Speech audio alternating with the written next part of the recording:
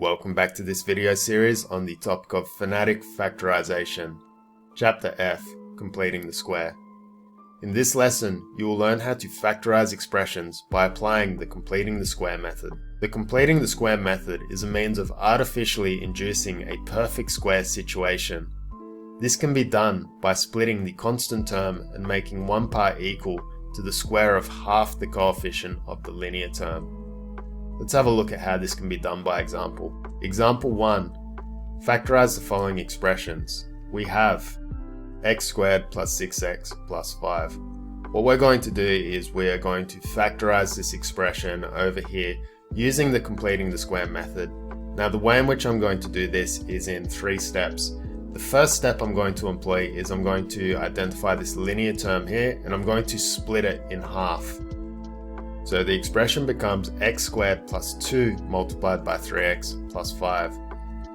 Next, I'm going to modify this squared term over here so it looks a little bit like a perfect square, where I've taken the square outside.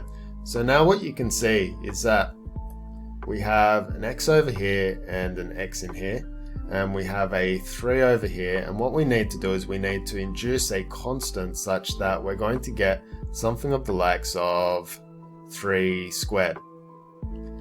Now to do that, what I'm going to do is I'm going to add 3 squared to this expression over here, but because I don't want to change the value, I'm also going to take it away. So what we end up with is x all to the power of 2 plus 2 multiplied by 3x plus 3 squared, and then we've got a take 3 squared and a plus 5. Because we've got 3 squared and minus 3 squared, the net result here is 0, so we're not changing the value of this expression, we're just changing the cosmetic appearance. Now, where we draw our interest is that we have, in these implied brackets here, is what we'd call the perfect square situation. So what this means is that we can factorize this directly into its perfect square. Because we have x, 3 and 3 squared, that means that our a is going to be x, our b is going to be 3. So these light blue brackets are going to factorize down into x plus 3 all squared. And then we've got left over this 3 squared here and this plus 5. So if we evaluate those, this will take minus 9 plus 5, and that will give us our perfect square factorization. So by completing the square, we factorize x squared plus 6x plus 5 into x plus 3 all squared take 4. The way in which we did this was, first we split the linear term into 2 halves, 2 equal halves. So you simply halve this linear term. Next, we get the coefficient in front of the linear term and we square it and we add it. And because we don't want to change the value, we also subtract it at the same time. Next, we group the components that will allow us, or we group the terms that will allow us to complete the square as shown over here, and then we evaluate the constants at the far end, thus yielding the factorized form using the completing the square method. Let's try one more time. We have x squared plus 2x plus 3. We want to complete the square, so we halve the linear term. This will give us x squared plus 2 multiplied by x plus 3. And there's an implied 1 in there.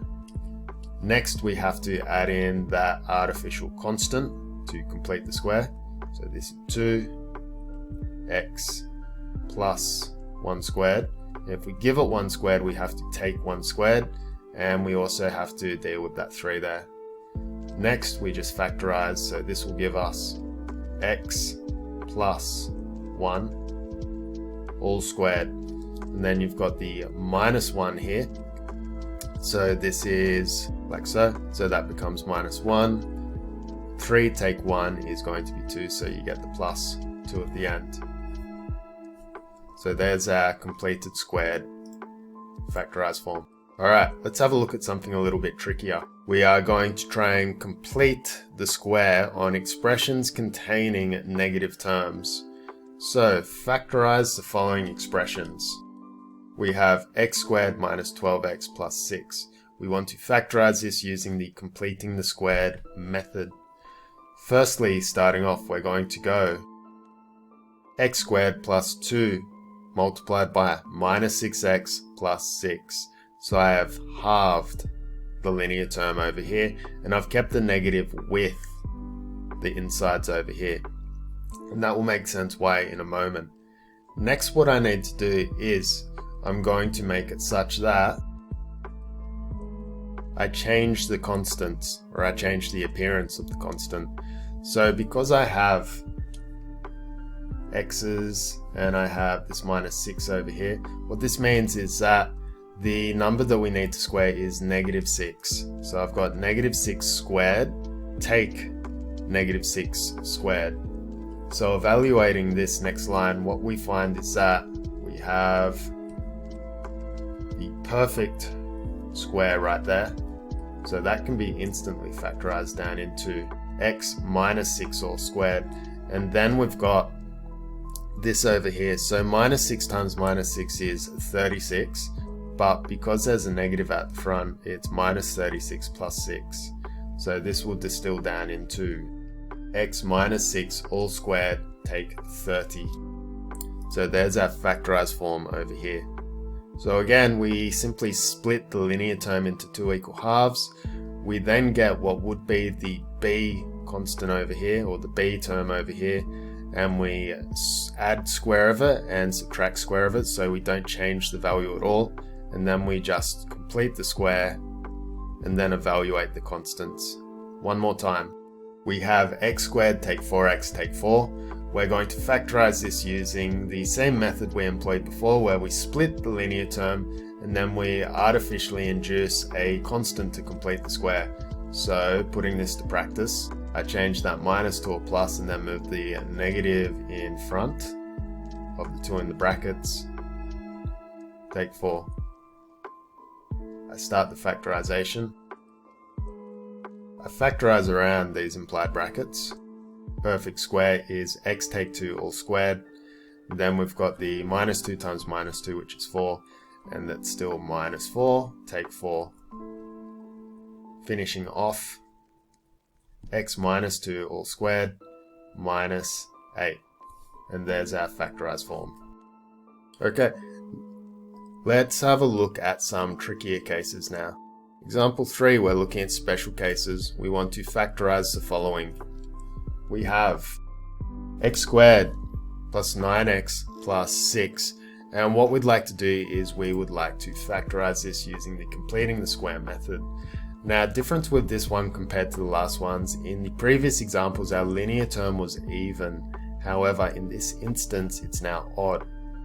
However, this isn't an issue. It still works even when it's odd. It's just a little bit less friendly. So what we're going to do is we're going to split that term in the middle. So we'll go take out a factor of 2. And we could write 4.5x in there, but I would advise against it because decimals are pretty ugly, especially when working with algebra. So what would be better is to write 9 over 2x plus 6.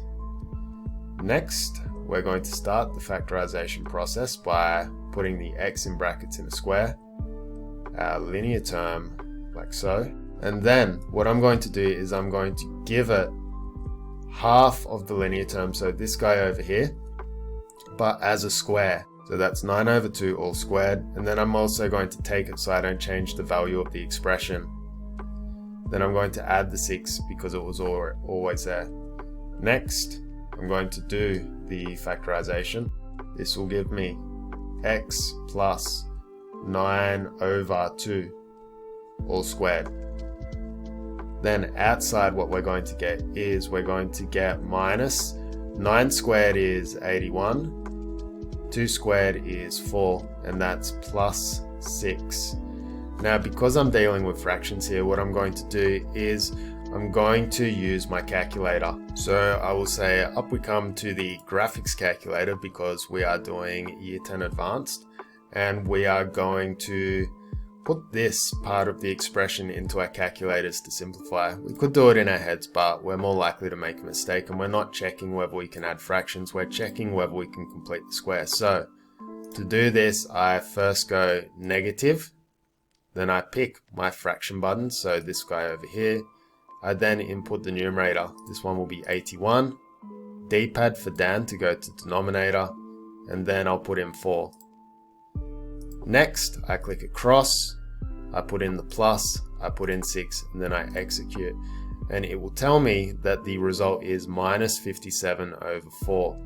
Now, if I wanted that as a decimal, I can click SD, and that will change it to a decimal, but I do prefer fractions, so this would be ideal. Putting this in, the factorized form is x plus 9 over 2 all squared minus 57 over 4. Okay, going down, we have 2x cubed minus 18x squared plus 8x. Now looking at this, it might look like we don't have a trinomial, and technically we don't, but we can turn it into a trinomial because we have common factors of x.